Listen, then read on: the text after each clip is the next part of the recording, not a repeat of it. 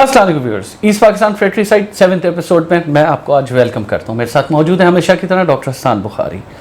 ایوب خان کا 10 سالہ دورہ حکومت ختم ہو چکا تھا۔ آرمی کے ایک اور جنرل یحییٰ خان نے ملک کی باغ دوڑ سنبھال لی تھی۔ جنرل یحییٰ خان کس شخصیت کے مالک تھے؟ وہ کس طریقے کی اسٹریٹجی سے اپنا کام کرنا شروع کر رہے تھے؟ پوچھتے ہیں ڈاکٹر حسان بخاری سے۔ اور یہ وہ وقت ہے جس میں مشرقی اور مغربی پاکستان ایک انتہائی نازک دور سے گزر رہا ہے۔ پوچھتے ہیں ڈاکٹر حسان بخاری سے۔ جی ڈاکٹر صاحب، کیا نظر آتا ہے آپ کو؟ وعلیکم السلام۔ دیکھیے، یحییٰ خان اقتدار میں آیا اور واقعی جیسا کہ آپ نے کہا نازک وقت تھا۔ مشرقی اور مغربی پاکستان میں ٹینشنز اور نفرتیں اس وقت تک کافی بڑھ چکی تھیں۔ پھر ایوب خان نے جو ایک ملٹری آرڈرڈ نظام جاری کیا تھا جس میں اکانومی کو پرائمیسی حاصل تھی کہ اکنامک گروتھ پر ہم فوکس کریں گے، وہ بھی فیل ہو گیا تھا۔ تو اب ایک نیا کنسنسس چاہیے تھا۔ تو یحییٰ خان نے اقتدار میں آ کر اعلان یہ کیا کہ میرا تو بہت ٹیمپریری سا اقتدار ہے اور میں فوراً بس الیکشن کرواؤں گا اور الیکشن کروا کے میں اپنی بیرک میں واپس چلا جاؤں گا۔ لیکن ہم نے اس چیز کو دیکھنا ہے کہ کیا واقعی وہ الیکشن کرانے میں انٹرسٹڈ تھے؟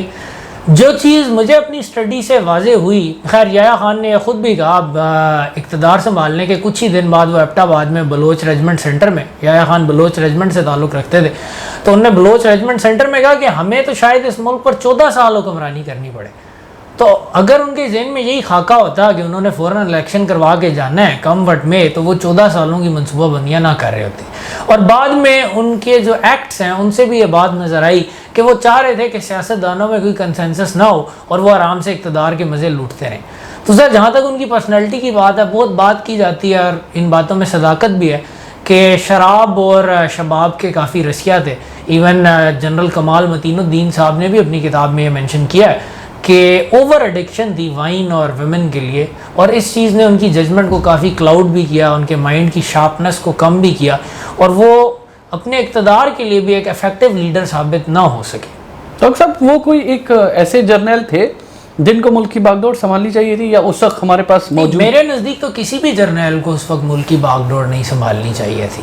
ایک ایوب خان جا رہے تھے، ایوب خان کے جاتے ہی یا ان کے انڈر ہی، ایون ان کے جانے کی اتنی جلدی کی ضرورت نہیں تھی، انہی کے انڈر فریش الیکشن کروا کے اقتدار منتقل کر دیتے۔ دوسرے مارشل لا کی تو میرے خیال میں کوئی ضرورت نہیں تھی، جیسا کہ ہم نے پچھلی قسطوں میں ڈسکس بھی کیا کہ اب تو ایون جو ہے وہ آرمی کے رائٹرز بھی، جنرل کمال متین الدین نے بھی اپنی کتاب میں یہ لکھا ہے کہ دوسرے مارشل لا کا کوئی جواز نہیں بنتا تھا، یہ تو صرف ایک ہوس اقتدار تھی جو ان کو اقتدار میں لے آئی۔ اور پاکستان کی بدقسمتی کہ ہوس اقتدار کے ساتھ ساتھ وہ کافی انکمپیٹنٹ بھی ثابت ہوئے۔ ڈاکٹر صاحب، انہوں نے آتے کے ساتھ ہی ملک کا آئینی اور قانونی ڈھانچہ تبدیل کر دیا۔ انہوں نے تمام پیرٹی کی جو کلوزز اس سے پہلے 1 یونٹ میں چل رہی تھی اسے ختم کر کے 4 صوبے بحال کر دیے تھے۔ اس وقت 5 صوبے تھے تو وہ بحال کر دیے تھے۔ پھر انہوں نے ایک LFO بھی جاری کیا، اس کی کچھ تفصیلات بتائیں گے؟ ہاں، اب دیکھیے، اب یحییٰ خان اقتدار میں آ گئے ہیں اور وہ کہہ رہے ہیں میں الیکشن کرواؤں گا، لیکن الیکشن کے لیے قانونی ڈھانچہ تو چاہیے۔ تو قانونی ڈھانچہ کیا ہوگا؟ اس میں کچھ لوگوں نے تو کہا جی 56 کا آئین دونوں صوبوں کا کنسنسس ڈاکومنٹ تھا، اس آئین کو بحال کر دیں تو اس طرح ایک نئے سرے سے بحث نہیں چھڑے گی۔ لیکن یحییٰ خان تو چاہتے ہی نہیں تھے کہ نئے سرے سے بحث نہ چھڑے۔ اس کے علاوہ شیخ مجیب الرحمان جو بنگال کے اس وقت پاپولر لیڈر تھے، وہ بھی سخت مخالف تھے 1956 کے آئین کے، کیونکہ ان کا خیال تھا کہ اس میں بنگالیوں کے ساتھ زیادتی ہوئی ہے، کہ پیریٹی کا اصول مانا گیا ہے کہ بنگالی زیادہ ہیں، they are 56% of the population, لیکن ان کو 50% نمائندگی مل رہی ہے لیجسلیچر میں۔ تو انہوں نے کہا، شیخ مجیب نے بھی مخالفت کی، تو یحییٰ خان نے شیخ مجیب کی باتیں مانتے ہوئے پیریٹی بھی ختم کر دی، اور 1 یونٹ جو ویسٹ پاکستان کے 4 صوبے تھے، اس وقت سرحد کہتے تھے، آج KP کہتے ہیں، KP، بلوچستان، پنجاب اور سندھ، ان سب کو ملا کر 1 یونٹ بنایا گیا تھا 56 کے آئین کے تحت۔ اس کو بھی دوبارہ ختم کر کے 4 صوبے بحال کر دی، اور یہ سارا کچھ شیخ مجیب کی خواہشات کے مطابق ہوا۔ اب یہ سوال پوچھا جا سکتا ہے کہ یحییٰ خان شیخ مجیب کی باتیں اتنی کیوں مان رہے تھے؟ اس میں ایک چیز تو یہ ہے کہ شیخ مجیب نے یحییٰ خان کو بڑے اچھے طریقے سے شیشے میں بھی اتارا، اور انہوں نے بار بار یحییٰ خان سے پرائیویٹ میں یہ وعدے کیے کہ 6 نکات تو ایک بارگیننگ چپ ہے، اور میں نے الیکشن کیا یہ نعرہ ہے، اور الیکشن کے بعد میں اس کو تبدیل کر دوں گا، اس میں ایسی ترمیمیں کر دوں گا کہ یہ سب کو ایکسیپٹیبل ہوں گے۔ جیسا کہ ہم ڈسکس کر چکے ہیں کہ 6 نکات تھے بھی ویگ، ان کی ملٹیپل تشریحات کی جا سکتی تھی۔ پھر ایک اور چیز ہے، اب یحییٰ خان کی سیاسی فراست کی کمی کا اندازہ اس پہ لگایا جاتا ہے۔ آپ کوئی فیور دیتے ہیں، آپ ریسیپروسٹی لیتے ہیں تاکہ بیلنس رہے۔ جو 3 میجر ایشو تھے وہ یہ تھے کہ ایک تو پیریٹی کا تھا کہ مجیب الرحمان پیریٹی نہیں چاہ رہے تھے، اس کے علاوہ دوسرا ایشو تھا کہ 1 یونٹ ختم کیا جائے۔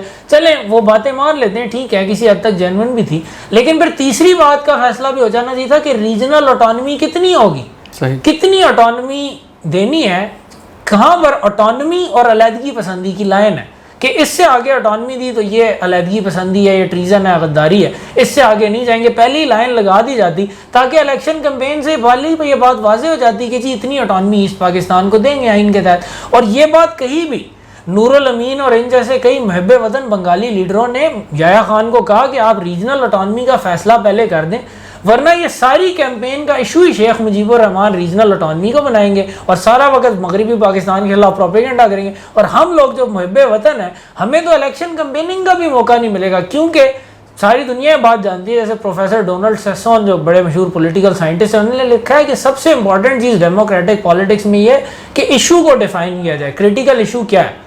اگر ریجنل آٹونمی کا مسئلہ پہلے ہی حل کر دیتے اور شیخ مجیب کو کہتے کہ جی آپ کی دو باتیں مانی ہیں، پیرٹی اور 1 یونٹ پر، اب تیسری بات یہ ہے کہ ہم یہ لائن ڈرا کر رہے ہیں سارے پاکستان کے لیڈر سے مل کر، جن کی اکثریت اس بات پر متفق ہے کہ ریجنل آٹونمی بس اتنی ہونی چاہیے، اس سے زیادہ پاکستان کے مفاد کے منافی ہے، تو اس میں پھر یہ چیز ایشو نہ بنتی الیکشن کمپین میں. اور یہی بات محب وطن پاکستانی لیڈر چاہ رہے تھے، لیکن یحییٰ خان نے ان کی بات رد کر دی. کچھ لوگ کہتے ہیں کہ شیخ مجیب نے دھمکی بھی لگائی تھی مشرقی پاکستان کے گورنر ایڈمرل احسن کو کہ اگر آپ نے ریجنل آٹونمی کو ڈیفائن کرنے کی کوشش کی تو میں بغاوت کر دوں گا. لیکن پہلی بات تو یہ کہ وہ تو پھر الیکشن کے بعد بھی کر سکتے تھے اور ہوا بھی یہی. تو اگر الیکشن سے پہلے ہی ان سے نمٹ لیا جاتا کہ اگر ان میں علیحدگی پسندی کے رجحانات تھے تو وہ پھر پہلے ہی سامنے آ جاتے اور ریجنل آٹونمی کا یہ ایکسپلوسیو ایشو پہلے ہی پیری ہو جاتا. لیکن یحییٰ خان نے وہ بھی نہیں کیا. پھر ایل ایف او جاری کیا. L F O legal framework order ایک عبوری آئین کی حیثیت رکھتا تھا. اس میں جو مین نکات تھے وہ یہ تھے کہ پیرٹی ختم ہو گئی. ایسٹ پاکستان کو 169 سیٹس، ویسٹ پاکستان کو 144 سیٹس ملی، 313 سیٹس ہوئی. سینٹ کا کوئی تصور نہیں رکھا گیا جس میں تمام صوبوں کو برابر نمائندگی دی جاتی، کیونکہ اگین مجیب اس کے خلاف تھے کہ جی ہماری میجورٹی کو اس طرح منورٹی میں تبدیل کیا جائے گا. انٹرسٹنگلی پاکستان میں آج بھی یہی قانون ہے کہ سینٹ میں سب کی برابر ہوتی ہے اور نیشنل اسمبلی میں پروپورشنیٹ ہوتا ہے، لیکن یہ اصول بھی شیخ مجیب نے اس وقت نہیں مانا تھا. پھر جو ایک اور امپورٹنٹ چیز تھی ایل ایف او میں وہ یہ تھی کہ آئین اسمبلی کے 120 دن کے اندر اندر پورا ہو جانا چاہیے. یہ شرط اس لیے رکھی گئی تھی کہ پہلے آئین بننے میں 9 سال لگ گئے تھے، تو یحییٰ خان نے یہ شرط رکھی کہ بس 4 مہینے میں آئین تیار ہونا چاہیے. آخری جو ایک بڑی امپورٹنٹ شرط تھی وہ یہ تھی کہ جو بھی آئین تیار ہوگا پریزیڈنٹ کی آتھینٹیکیشن کے بغیر وہ آئین قبول نہ ہو سکے گا. لیکن مرضی تو ان کو بیچ میں ڈالنی تھی. اس پر لوگوں نے اعتراض بھی کیا کہ یہ بات تو ڈیموکریسی کے خلاف ہے کہ آپ الیکٹڈ پریزیڈنٹ نہیں ہیں. لیکن جو بات بعد میں بھٹو صاحب نے یحییٰ خان کو کہی تھی وہ صحیح تھی کہ ایک گورنمنٹ اگر ڈیموکریٹکلی الیکٹ ہو گئی نا تو پھر وہ پریزیڈنٹ کا ویٹو ماننے کی بھی نہیں، چاہے ایل ایف او میں جو بھی لکھا ہو. اور یہی بات شیخ مجیب کی ایک بات ٹیپ کی گئی، ان کی ایک گفتگو اس دور میں ایک ان کی جرنلسٹ نے ٹیپ کی اور وہ سنوایا کرتا تھا جرنلسٹ پر اپنے دوستوں کو بھی، اور وہ ٹیپ انٹیلیجنس تک بھی پہنچی اور یحییٰ خان کو بھی سنائی گئی.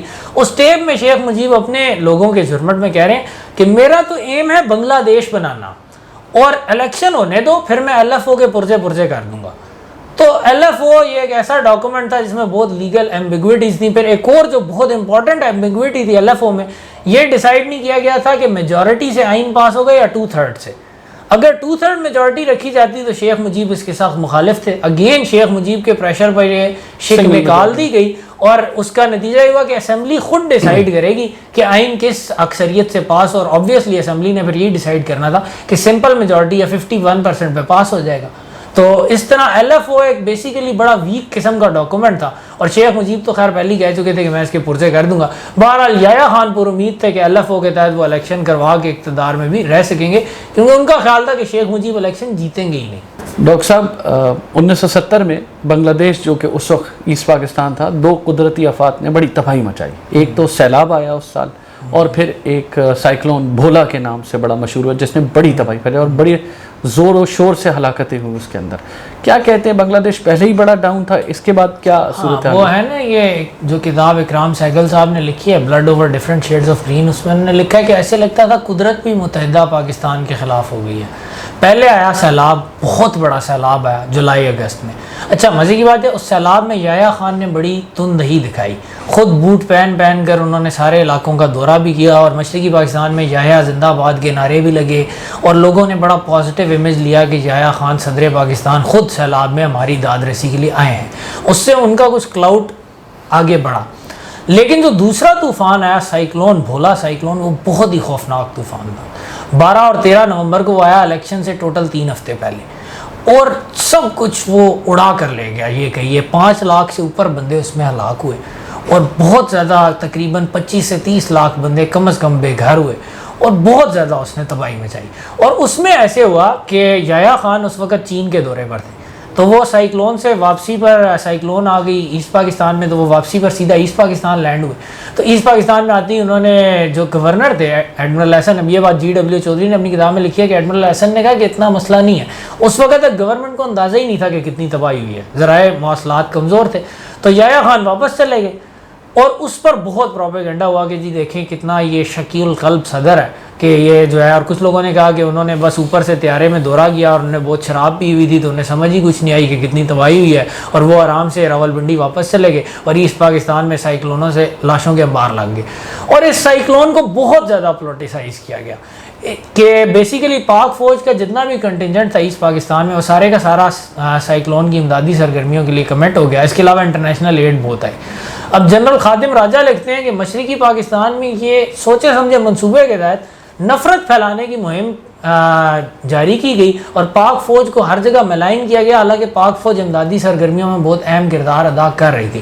یہ جنرل خادم راجہ کا بیان ہے. اس کے علاوہ کچھ لوگوں نے یہ بھی لکھا ہے, بنگالی رائٹرز نے لکھا ہے کہ جی پاکستان نے بالکل سرد موہری کا برتاؤ کیا. لیکن اس میں 2 اور انٹرسٹنگ چیزیں ہیں, جیسے راؤ فرمان علی جو جنرل اس وقت بھی ادھر پوسٹڈ تھے سول افیئرز میں, انہوں نے لکھا ہے کہ اتنی زیادہ امدادی سامان لاہور میں کلیکٹ ہوا جتنا پورے مشرقی پاکستان میں نہیں ہوا تھا, صرف لاہور میں مشرقی پاکستانیوں کے لیے. لیکن پروپیگنڈا مسلسل مغربی پاکستان خلاف ہو رہا تھا. تو جو ریلیف کمشنر تھا جو بنگالی تھا, اس کو میں نے مشورہ دیا کہ ڈھاکہ میں ساڑی کلیکشن سینٹر کھولے تھے کہ جو لوگ بے گھر ہوئے ہیں ان کو کپڑے فراہم کیے جا سکیں. اب اس میں کیچ یہ تھا کہ ساڑی ویسٹ پاکستان میں نہیں ہوتی تھی. انٹرسٹنگلی ڈھاکہ سے ساڑیوں کی کوئی ریزنیبل کلیکشن ہوئی نہیں. اتنی بے حسی کا برتاؤ بنگالی خود کر رہے تھے. پھر ڈیوڈ لوشاک جو کہ ایک ویسٹرن انٹلیکچوئل ہے, انہوں نے لکھا کہ بہت زیادہ پروپیگنڈا کیا گیا, مرنے والوں کی فگرز کو بڑھا چڑھا کر پیش کیا گیا, حالانکہ حقیقت یہ تھی کہ آن دا گراؤنڈ ریلیف آفیشل زیادہ تر بنگالی تھے اور وہ مکمل طور پر کرپشن کیے جا رہے تھے اور نااہلی کا مظاہرہ کر رہے تھے, لیکن اپنی نااہلی کا ملبہ انہوں نے ڈالا مغربی پاکستان پر نفرتیں پیدا کرنے کے لیے. اور ایک اور جو واقعہ بڑا کوٹ ہوتا ہے وہ بھی جنرل راؤ فرمان علی نے بھی مینشن کیا کہ پاک فوج ایک علاقے میں گئی, ادھر کچھ لاشیں, کافی پورے علاقے میں لاشیں بکھری ہوئی تھیں, انہوں نے لاشیں دفن کی, آگے چلی گئی. تھوڑے عرصے بعد ادھر انٹرنیشنل میڈیا کے ارکان بھی پہنچے اور ساتھ انٹرنیشنل ایڈ ایجنسیز کے. اب ایڈ ایجنسیز سے پیسے حاصل کرنے کے لیے مردوں کے لواحقین نے خود لاشیں نکال لی. اس قسم کے افسوسناک واقعات انفارچونیٹلی کشمیر والے زلزلے میں بھی ہوئے تھے, لیکن فرق یہ تھا وہ بڑی پولیٹیکل چارج سچویشن تھی. تو ساری دنیا کے میڈیا میں خبریں لگیں کہ پاک فوج اس علاقے سے ہو کر گئی اور مردے تک دفن نہیں کیے گئے, اور اس طرح مغربی پاکستان میں بہت زیادہ نفرت پھیلائی گئی. اور شیخ مجیب کے بیانیے کو بڑی تقویت ملی الیکشن سے ٹوٹل 3 ہفتے پہلے سائیکلون کی وجہ سے, اور اس کا بڑا ہاتھ تھا ایسٹ پاکستان کی علیحدگی میں. ڈاکٹر صاحب, پاکستان کی تاریخ کا سب سے جس کو کہتے ہیں شفاف الیکشن کہا جاتا ہے, میں نے بڑی بڑی جگہوں پر یہ بات پڑھی ہوئی, 1970 کا الیکشن جو جنرل یحییٰ خان نے انجام دیا. اس میں 2 بڑی پارٹیز تھیں, ایک بنگلہ دیش کے اس زمانے کے ایسٹ پاکستان کے شیخ مجیب الرحمان جو اپنے 6 نکات کا ڈھنڈورا پیٹ رہے تھے, دوسری طرف اسلامک سوشلزم کے چیمپئن جناب ذوالفقار علی بھٹو صاحب روٹی کپڑا مکان بیچ رہے تھے. جنرل یحییٰ خان بھی دیکھ رہے تھے. کیا آپ کو اس میں انٹیلیجنس ایجنسیز بھی شامل تھی, کچھ پریڈکشنز بھی تھی, یہ پہلے سے اندازہ ہو گیا؟ ایک چیز ہے نا کہ پلاننگ کرنی ہوتی ہے کہ آگے کیا ہوگا, تو انٹیلیجنس اسسمنٹ بڑی امپورٹنٹ تھی کہ کون سی پارٹی جیتے گی اور کتنا جیتے گی.